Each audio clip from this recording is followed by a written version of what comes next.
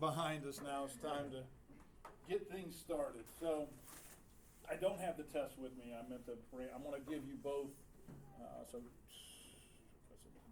Next Tuesday, I'll have both the first and second test with me. Pass them out, let you look over them for a little bit. But keep them, or you just trying to I got to take them back. I thought you were leaving. I'm not. I'm leaving next week. It would not work out well this week, so you're stuck with me for a little bit. But today we start the skeletal system, so we jump ahead to chapter 7. Right? The skeletal system is going to consist of both the skeletal system and also articulations, the joints. In here, it's not about naming bones. Right? In lab, you learn the bones and name them. There's some things that I expect you to still remember, obviously, here. But the test for this isn't about naming bones, per se. All right? So as we start looking at the skeletal system, we start seeing that there's some pretty weird things to understand, that because each bone is made up of several types of tissues, each bone is considered an organ. So even the littlest bone, the ossicles, little bones inside your ear, they're still considered individual organs. And this goes back to what we talked about right at the first, about how there's a specific type of organ that we call a viscera. Bones aren't considered visceral, but they're still an organ. Does that make sense? The word viscera is talking about like heart and lungs and things like that. But since they're made up of different types of tissue, they are considered organs. It is kind of interesting, and I don't know how I feel about it, that the word skeleton actually means dried framework. Kind of odd to think about, but anyway. Now, bone has a lot of functions. One of the things we'll see is this function called blood cell production. We'll talk about that a little bit. We'll talk about the storage of inorganic salts. Now, the term inorganic salts means electrolyte, it means ion, it also means mineral.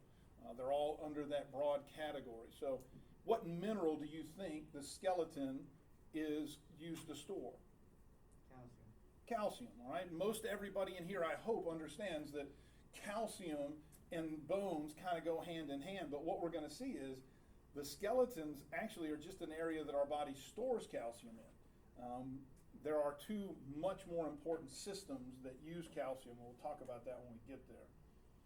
It is also for muscle attachment. Again, muscle attachment is about movement as well, and it's for protection. We've got a pretty solid helmet called our cranial cavity that protects our brain, but the ribs protect our lungs and heart and stuff like that. So there's a lot of different things that go on with bones. Now, as far as this goes, we talked about how scientists are very bad about organizing everything. Everything has to be compartmentalized and listed and whatever. And so this is how they look at bones.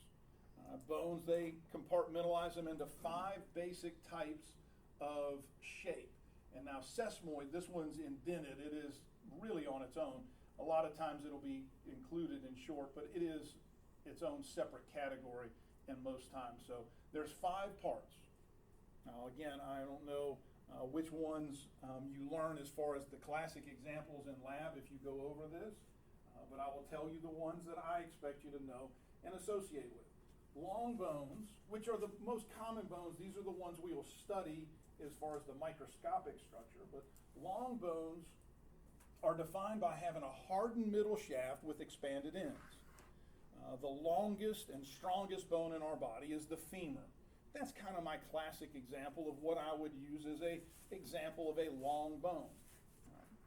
Now, the little bones in your fingers, they're long bones too.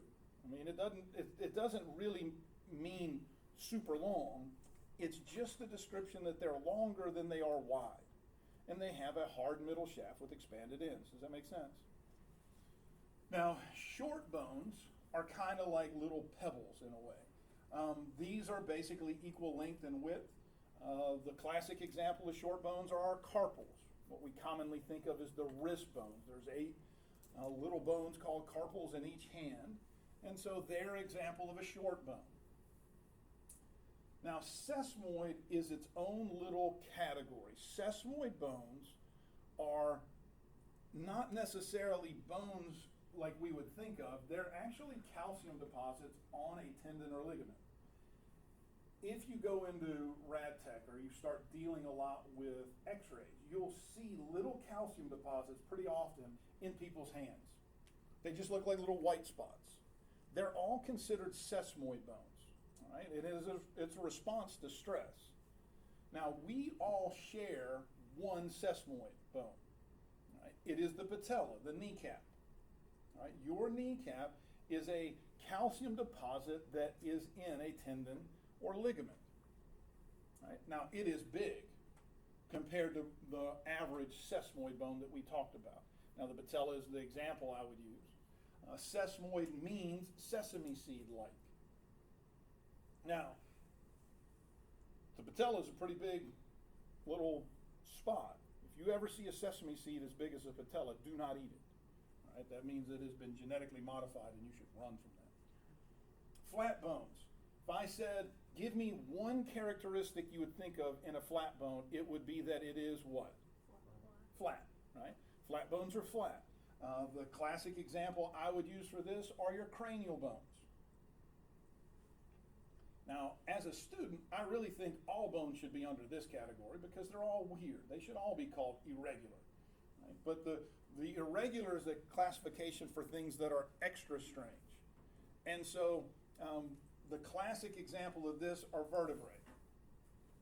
Right? Now, I'm not just saying that as a chiropractor. I'm saying that this is what the classic example is. Right? So long bones, femur, hard middle shaft, expanded ends, these are the ones we study mostly. Short bones are carpals. Sesamoid bone, the only one we share in common is a patella. Flat bones are flat. The classic example are cranial bones. And then irregular bones are extra weird shaped, and the classic example are vertebrae. All right, makes sense? Did y'all go over that in lab? Yeah. I thought y'all did. I wasn't sure. So, like I said, the long bone is kind of the one that we use. Now, when we look at the parts of long bones, that hard middle shaft that I talk about is called the diaphysis. The expanded ends are called epiphyses. Right? Epi again means above or outer, so it's these epis on either side, the outer part of it. Middle part of it's the diaphysis. Now, the epiphyses are generally where they're going to make a joint or an articulation with other bones, and so there's going to be some cartilage there called articular cartilage. If you've ever had a chicken drumstick and you get that nasty white little piece of cartilage on the tip of it, that is articular cartilage. Right? It's cartilage that's trying to help that joint move smoothly. Now, all bones are going to have an outer covering that we call periosteum. And again, osteo is the classic word for bone. Peri means outside. So periosteum is saying that it's this membrane that's on the outside of bone. Now, if we cut bone in half, you would see, long bone in half, you would see that it's going to have this hollow center part in the diaphysis, and we call that the medullary cavity.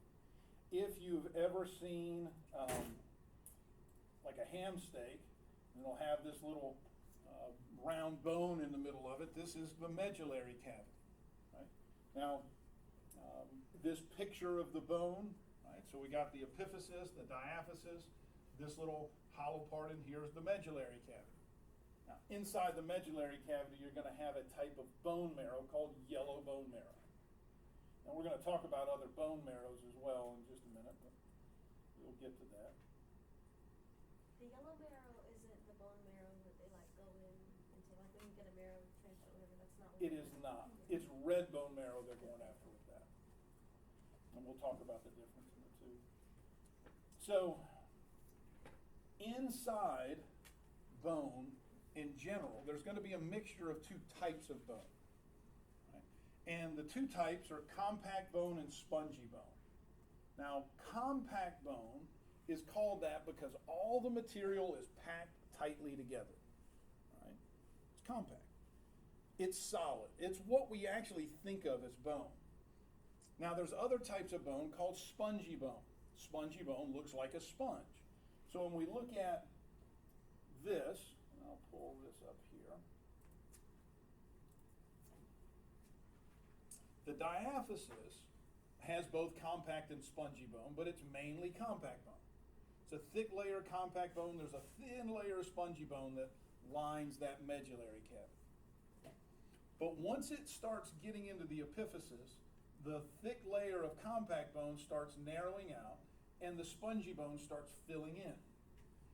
And spongy bone is strong, but it's not as strong as compact bone. It's designed to give you strength without adding weight. Right? Birds, for instance, their skeleton is mainly spongy bone. They have very little compact bone.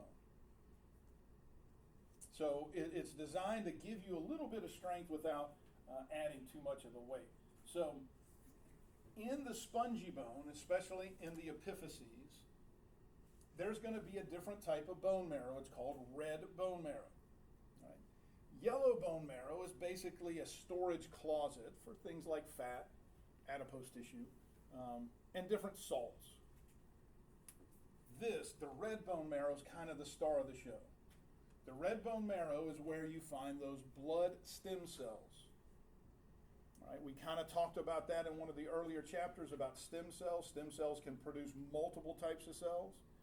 So our blood stem cells hang out in here. So if I donate blood and my body will notice I have low red blood cells, I'll send out a hormone, it'll go to the stem cells in here and it'll start producing more red blood cells.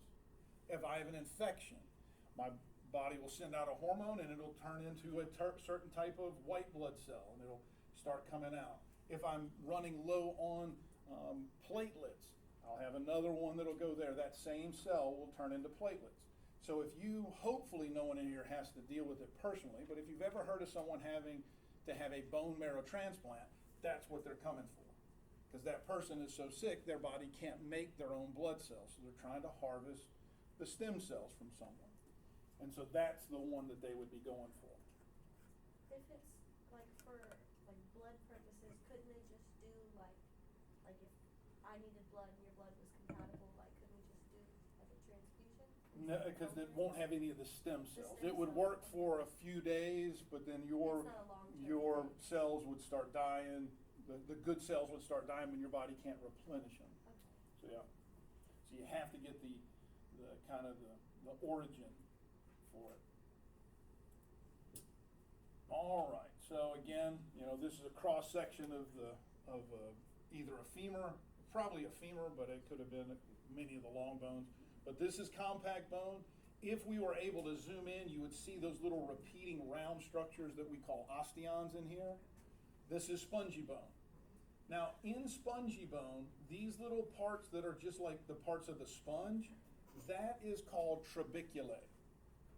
The word trabeculae simply means web-like. And so in spongy bone, the name for the area where the bone is called trabeculae. Right?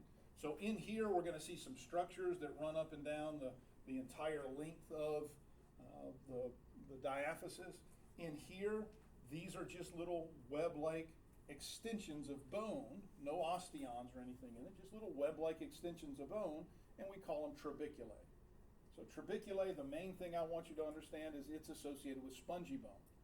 It's the name for the bone in spongy bone. Now,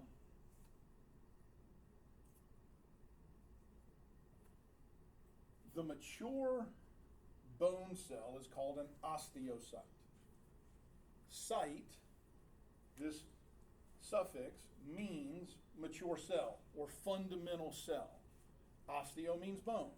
If we were talking about cartilage, chondro means cartilage, so a fundamental cartilage cell is a chondrocyte. Right? But since we're talking about bone, these are osteocytes. So osteocytes are the fundamental bone cell, and they are located in between these things called lamella. I'm going to back up for a second. So osteocytes. Osteocytes create bone. Both in compact bone and in spongy bone, there are layers, little walls that are made. Right? In spongy bone, they're kind of like all intertwined, but in compact bone, we have these things called osteons. Right? So if I pull this up real quick and just kind of point this out, repeating circle-like structures that run up and down the entire length of the diaphysis, and they're called osteons.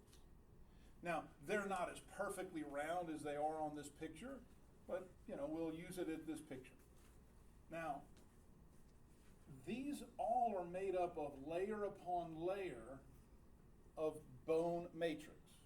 These layers are called lamella. So let's say instead of it being round, it's square. If I just kept putting layer upon layer of bricks, working it in, I would end up having a little hole where I would stop in the middle of this room, and I'd have multiple layers of walls. Does that make sense? That's what this is, only it's round. Now these layers are called lamella. Does that make sense?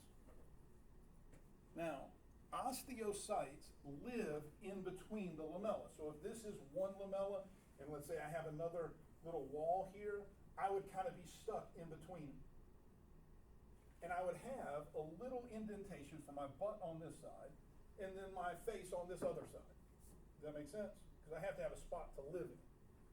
That little space is called a lacuna. It's kind of a cocoon. Does that make sense? So I've got a lamella, multiple walls, layers, and in between the walls are where you find osteocytes. The little space that they occupy is called a lacuna. All right, so far so good. I'm going to go back to what we were looking at here for just a second. Now, as these lamella make these cylindrical tubes that we call osteons, there is a central canal in the middle of it. This is the old school name for it. You do not have to worry about that. What I would tell you to remember it as outside of central canal is the Osteonic Canal. I mean, that's kind of the more scientific name. Be careful with central canal. Just remember that it's talking about the center of the osteon. Unfortunately, a lot of people will see central canal and they'll think something like this. This is not the central canal. That's the medullary cavity, right? So remember, when you're saying central's kind of, I don't like the word central generally because it's such an ambiguous term. A lot of people will learn it as the central canal and then get lost at what it is talking about, right? So if you remember, it's the central canal is also called the Osteonic Canal here. It'll help. But this little setup is going to have where it's hard for me as an osteocyte to get fluid to me. So I'm stuck between the walls, right? I'm in between, this lamella and this lamella. So I'm kind of stuck here. And in the middle, in this central or osteonic canal, I'm going to have blood vessels. Now, the blood vessels are carrying the yummy oxygen I need, and I have to have a way for the oxygen to get to me and me to get rid of waste products. But I've got all of these walls that has to go through. Now, I don't know how many people lived up north. Anybody from up north? Anybody have a basement? Down here, people don't have basements much. Up north, it seems like everybody does. And some places don't finish the basement. They don't put sheetrock, and basements a lot of times are this masonry brick. Everybody familiar with that? Now, lamella are almost exactly like this masonry brick. They're very strong. The material is very sturdy. This building is a bomb shelter. I mean, it literally actually is. I mean, it's the old Air Force Base grade school, and it's built like a bomb shelter. These bricks are really, really strong. But there is one thing that they don't protect against. Unless I waterproof it, water moves through these bricks like it's not even there. Anybody ever experienced that? I know when we were up north, if you didn't constantly kind of waterproof these things, eventually water would get into the basement because these are very porous. Can you kind of visualize that? So lamella are just like that. So when the plasma leaves the bloodstream, it'll start seeping through the lamella, one after the other, just like water would seep through these bricks. Now, wherever an osteocyte is almost a magnet for that water. So as the water is starting to seep through the bricks, wherever I am, I'll start pulling it toward me, and it'll start making all those pores a little bit larger. Water and fluid is one of the most erosive things. I mean, look at the Grand Canyon, right?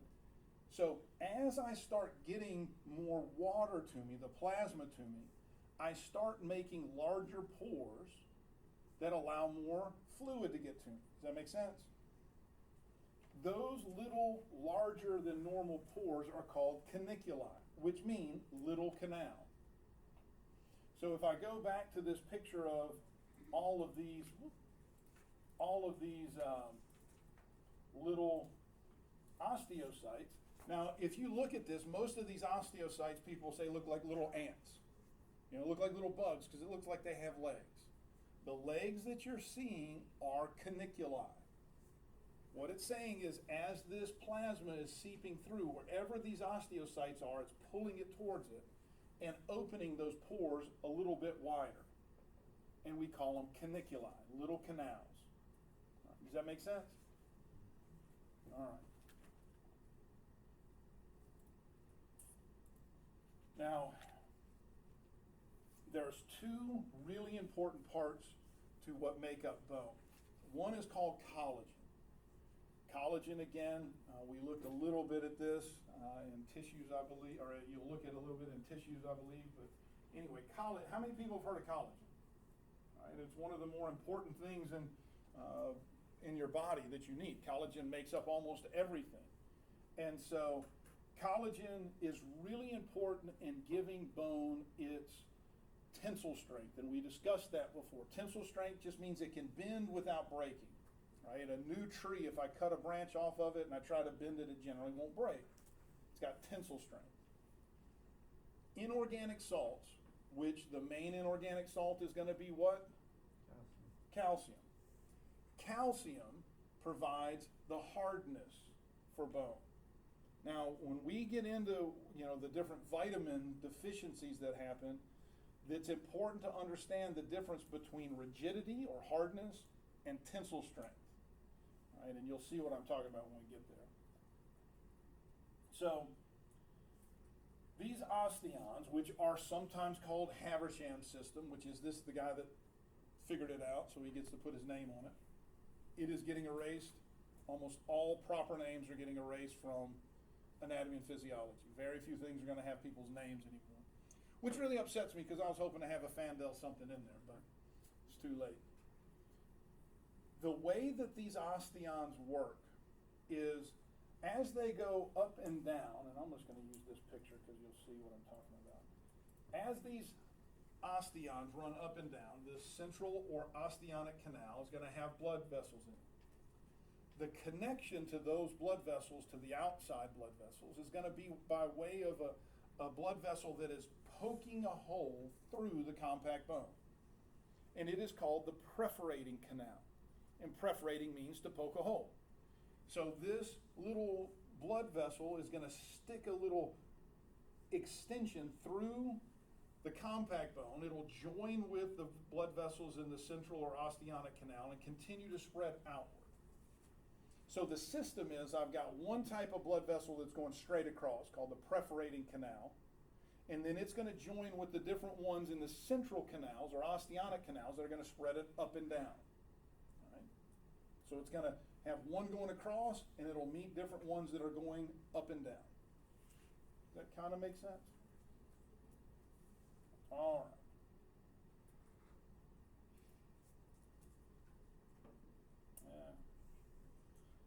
Excuse me.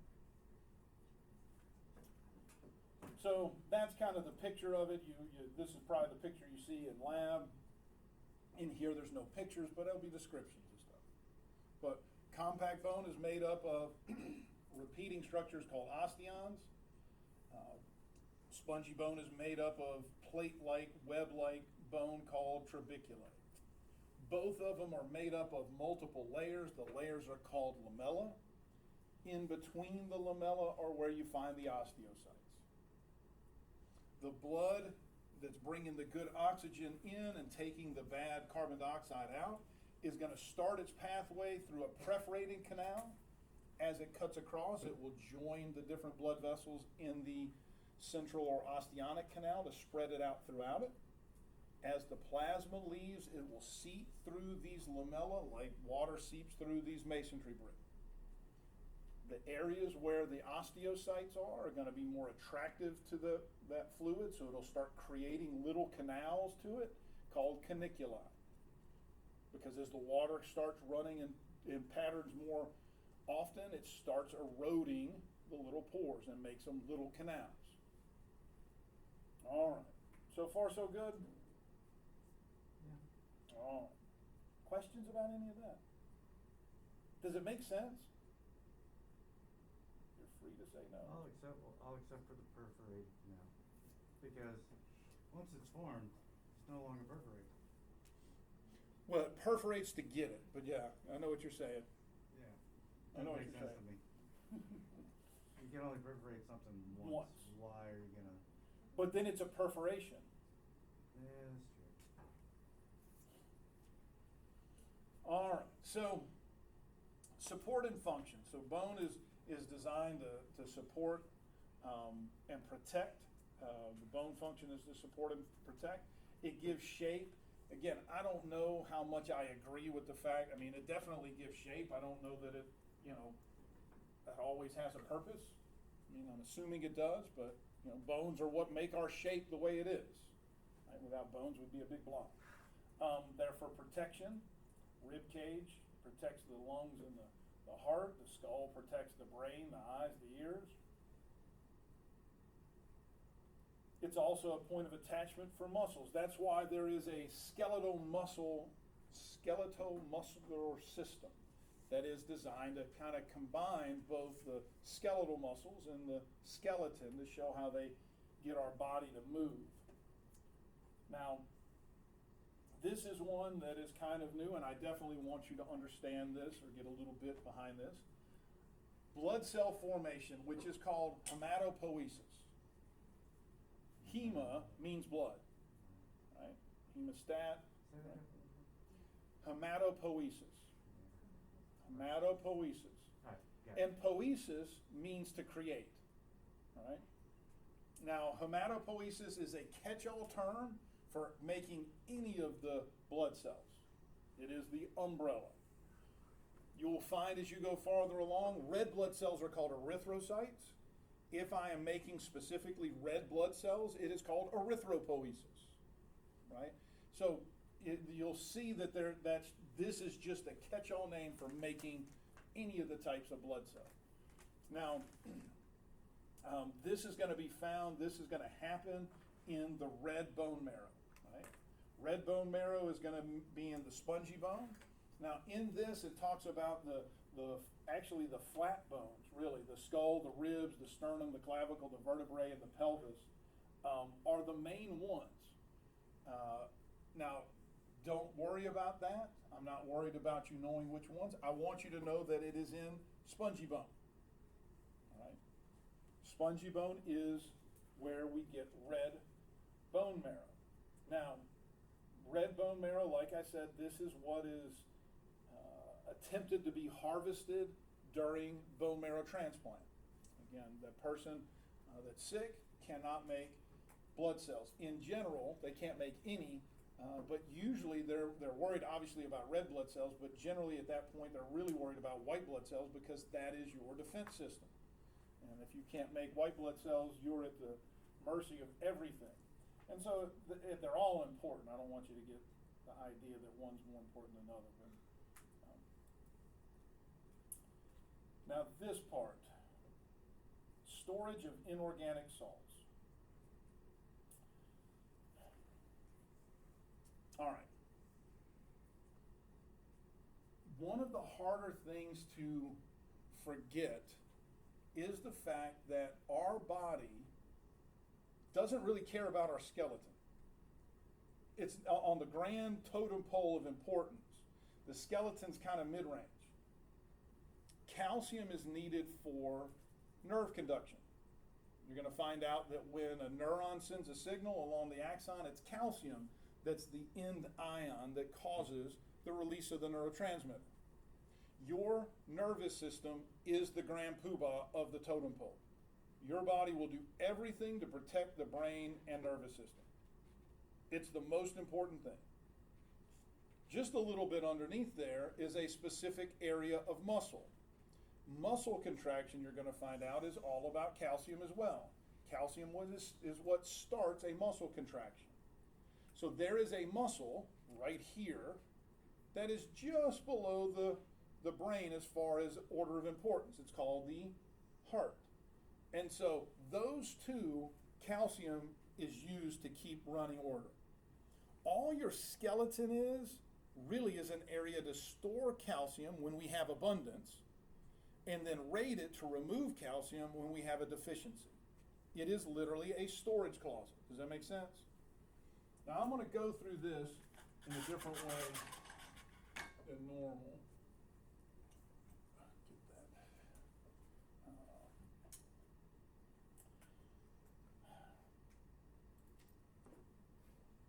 Now, I'm going to tell you that this that I'm going to draw up here is very important.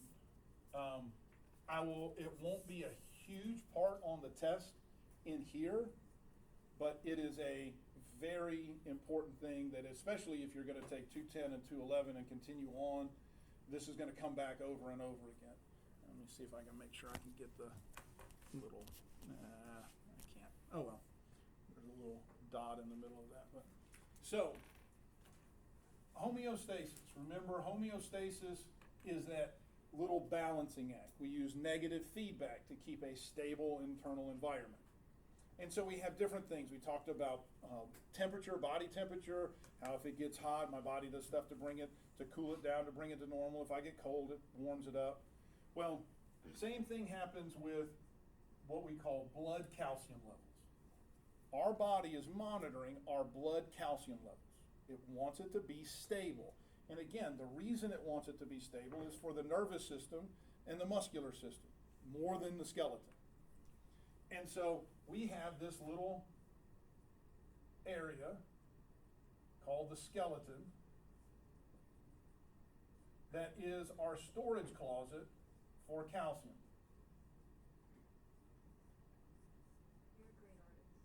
You're a great artist. No, I wouldn't say that's great.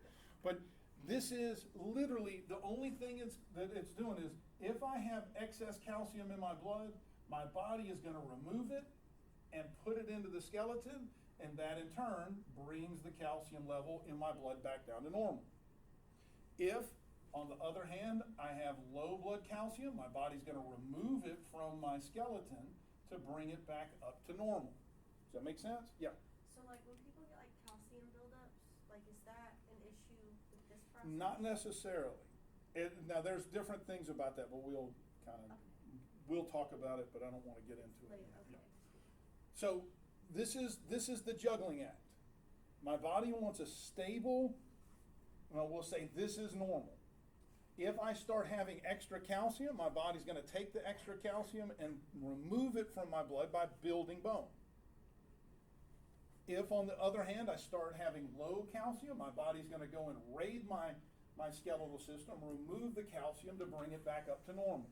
Right? Make sense? Now, there are two glands that control this. They control them by two hormones. So there's four things that go into this little dance. Now I'm going to show you a really easy way to remember this. All right? Four of the three have a very common name. Three of the four. Or three of the four. That's my bad. I got dyslexia, so it gets crazy. Thyroid and parathyroid are the two glands. If you remember one, you should be able to remember both of them, right? Thyroid, parathyroid. And the parathyroid gland only secretes one hormone. Only one hormone. And it's got a very difficult name.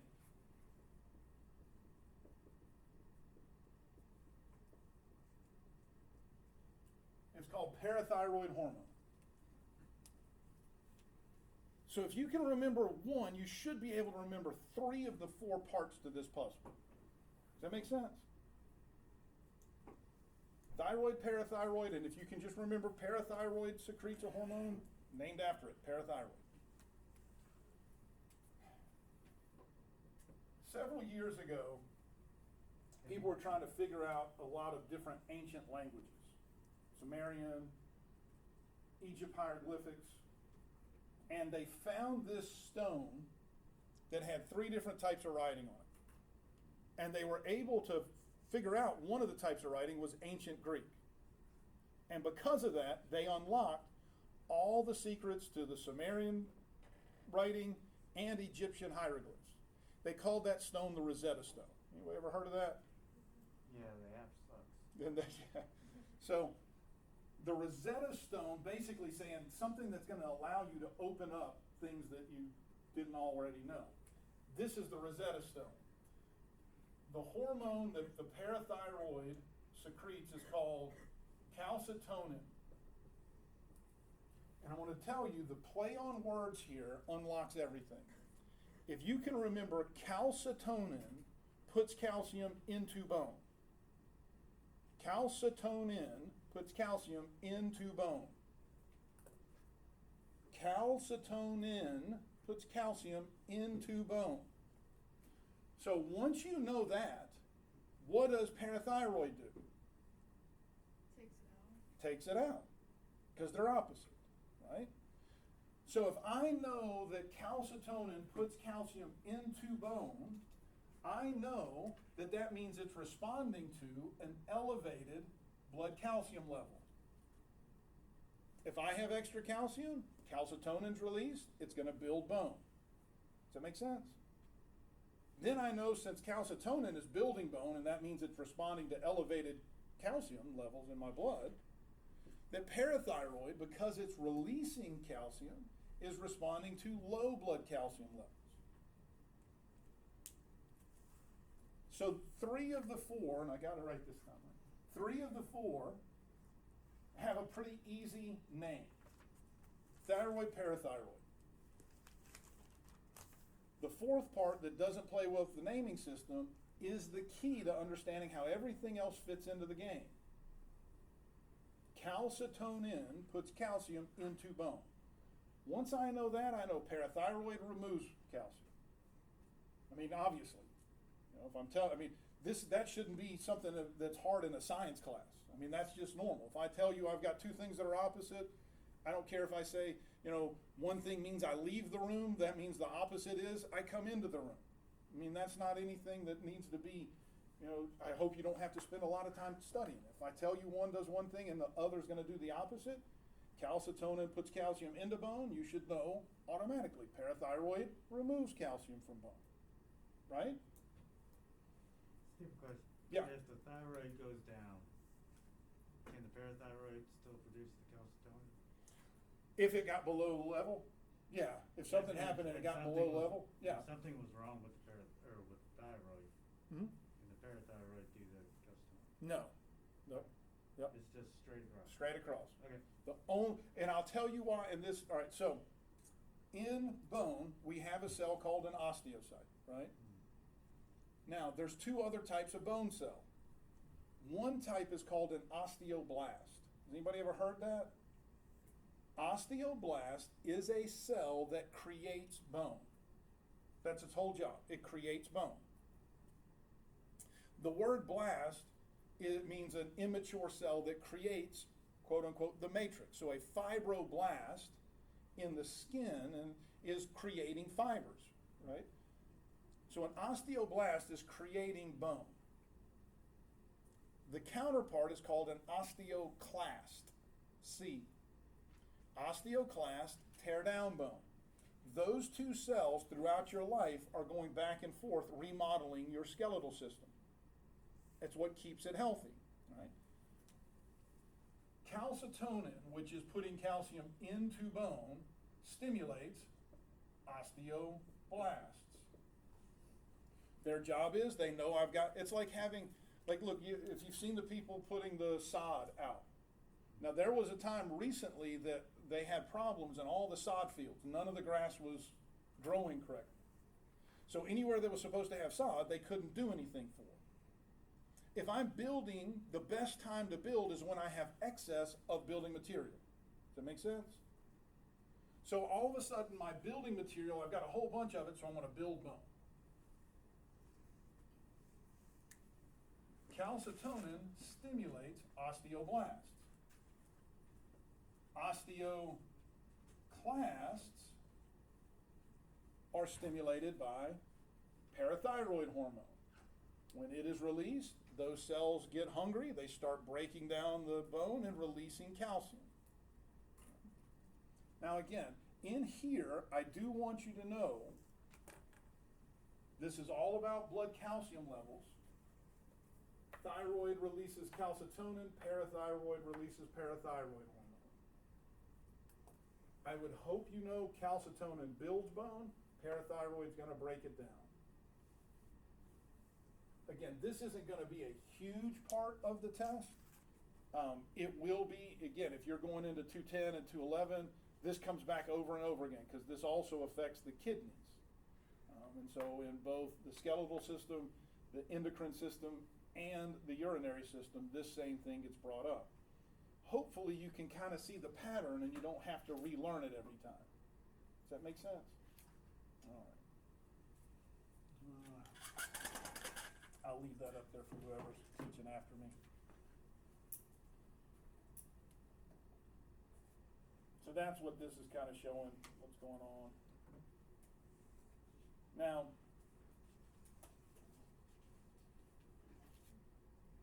bone development.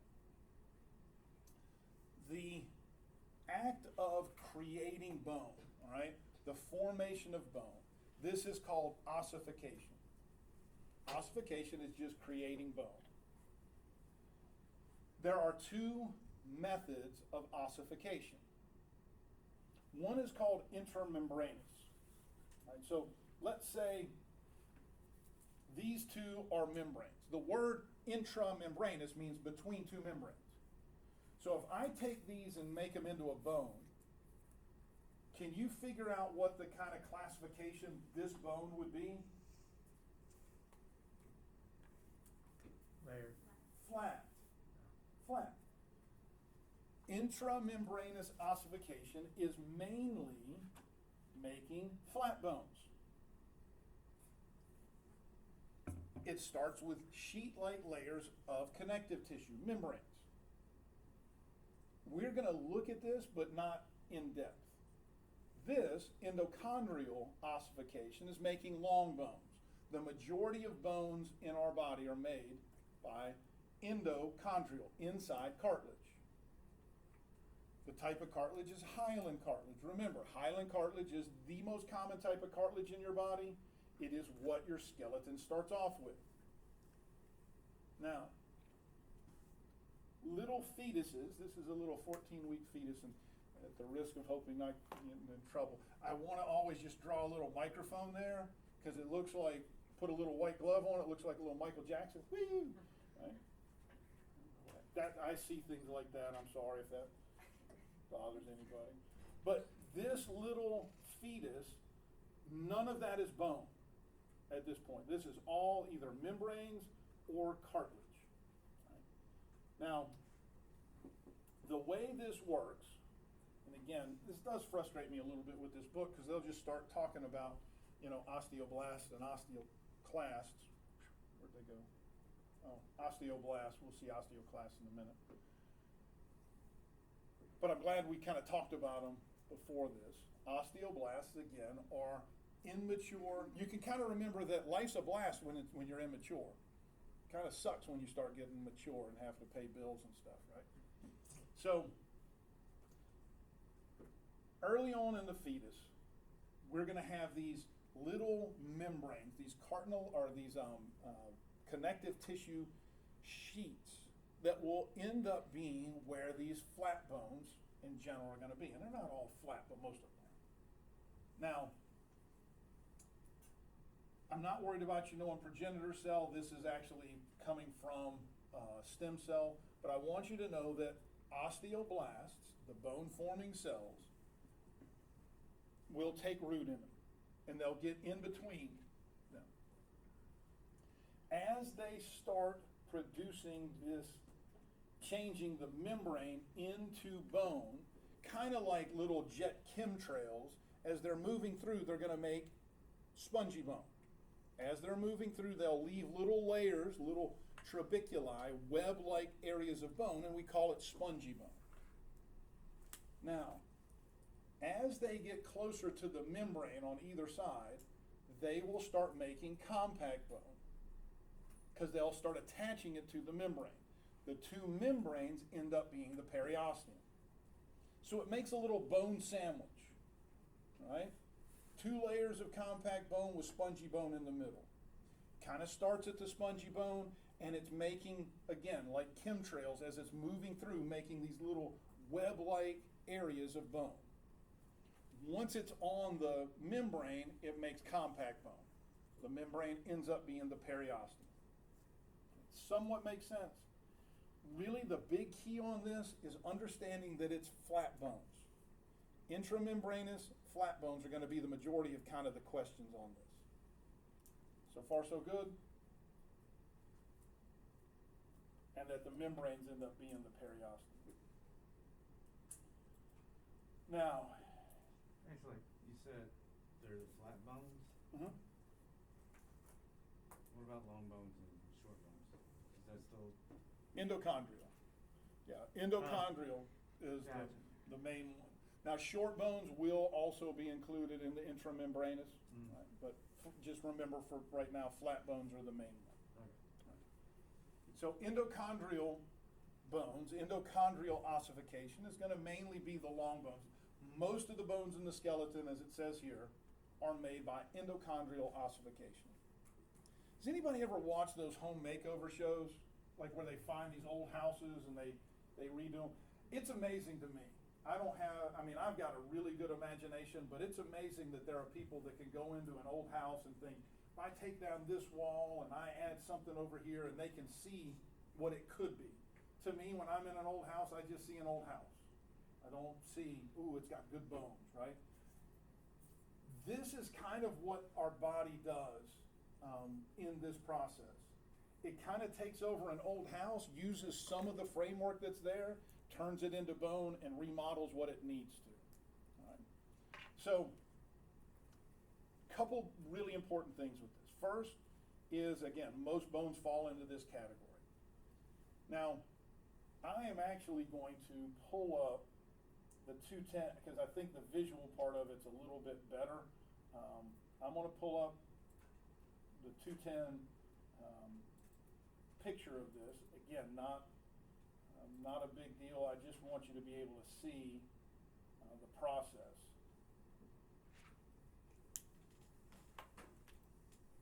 So what happens is our body produces what is called a hyaline cartilage model of the bones. That little baby that we saw, it's even on this one, these are little cartilage templates. Right? They're there to kind of have the framework for it. So when the body starts making this, right, we have little cartilage. Now, cartilage cells are called chondrocytes. Right? Not a big deal, but what happens is this little cartilage model, a skin will start forming on it. What will eventually be the periosteum. This skin that will end up being the periosteum cuts off the ability for the chondrocytes here in the middle to get nutrients or get the bad stuff out. So it kind of walls it off. And they start swelling up. We call this in science hypertrophy. Hypertrophy. Hypertrophy means that it just gets bigger. Hypertrophy. Right? So they start expanding. This ends up being the medullary cavity. So a blood vessel will come in bringing both osteoblasts and osteoclasts into this little area of big balloon cartilage cells that are dying, if not dead.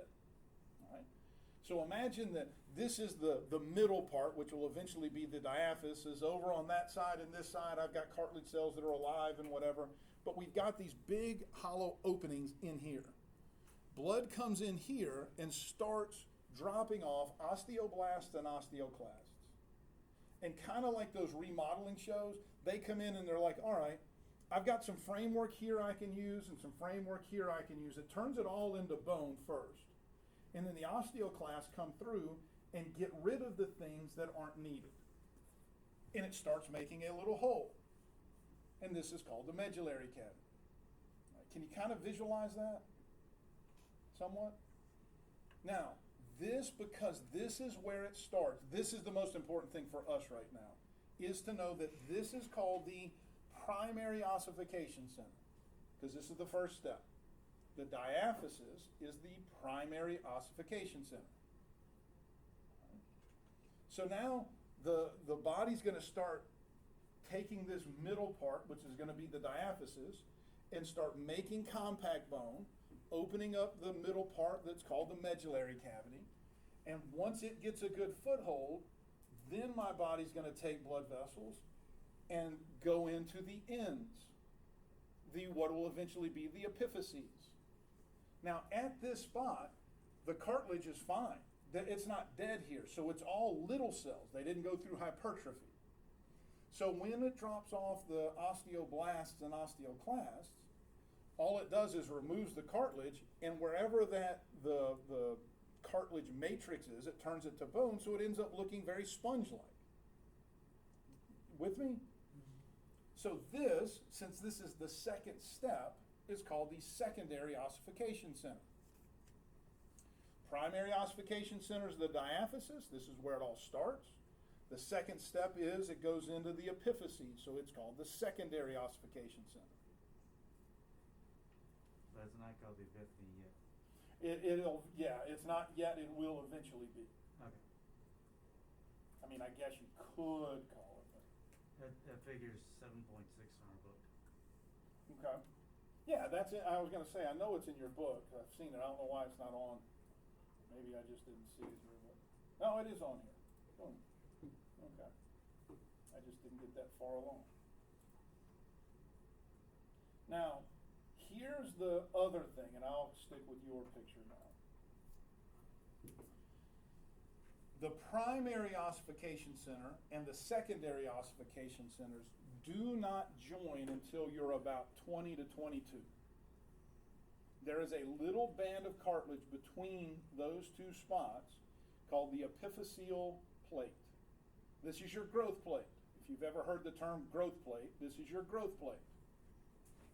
The epiphyseal plate is what allows the bones to lengthen, and it will become fused about the age of 20 to 22, somewhere, generally around that area. Does that make sense? And so it is this little remnant of the hyaline cartilage that the bone was to begin with. And if you ever broke, like if you were a little kid, this can be very, very life-altering if you break this during a growth spurt. Most people, I don't know,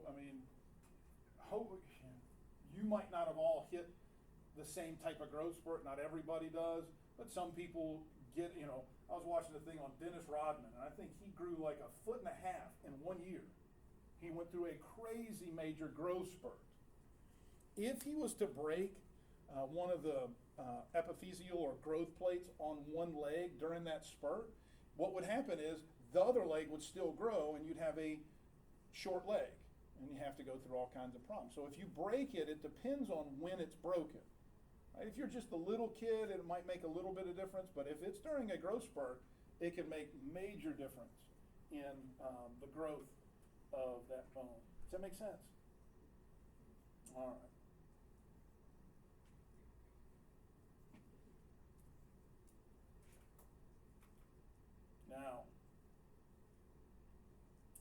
talks about the osteoclasts and osteoblasts as they're going through, hopefully, those steps of endochondrial ossification is one that I want you to know a little bit more about than the intramembranous. The intramembranous, between two membranes, basically flat bones. This multi-stage process, you're going to have a primary ossification center, you need to know where that is. A secondary ossification center, you need to know where that is. So far, so good. All right. Now,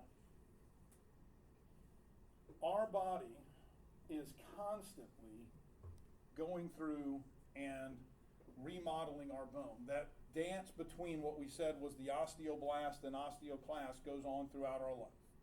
It's what keeps our bone healthy. When you're younger, it's a lot faster. They say that in the anywhere between, like 16 to about 30, every 5 years, basically, you'll have a brand new skeleton. It will be repaired and replaced. It slows down a little bit more as you get older. Here it says about 3 to 5% of bone calcium exchanged each year. That's actually a little low for the people that are in the middle of, growing. This next part is going to talk about things that are needed to keep bone healthy. Now, it just talks about vitamin D. I'm going to talk about another one on here too, vitamin D and vitamin C. All right. So vitamins, like we said, are coenzymes. They are things that help other things work. And so one of the big things about vitamin D is it's all about calcium absorption. And just an FYI, especially right now, vitamin D they're saying is really helpful in fighting off COVID right now, and it's important for a lot of other things. Try to get outside, 15 minutes a day. Try to get some sun. It does help. That's the main way to get vitamin D. But anyway, enough of that. You need vitamin D to absorb calcium. So if I have low vitamin D levels, I'm not absorbing calcium.